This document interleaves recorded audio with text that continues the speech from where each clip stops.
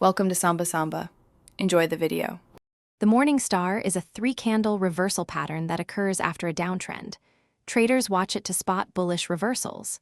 First, you see a large bearish candle with strong downward momentum. Second, a small-bodied candle appears. It can be a doji or spinning top, and it gaps or shows indecision.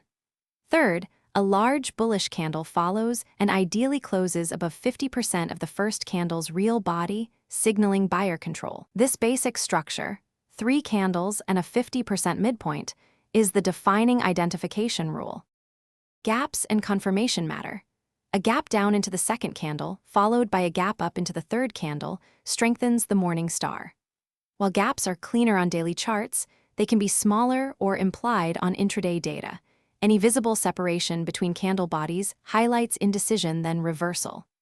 Confirm the pattern when the third candle closes above the first candle's midpoint, roughly 50% of its real body. Reliability increases when the third candle shows higher volume, approximately 20% more than recent average volume.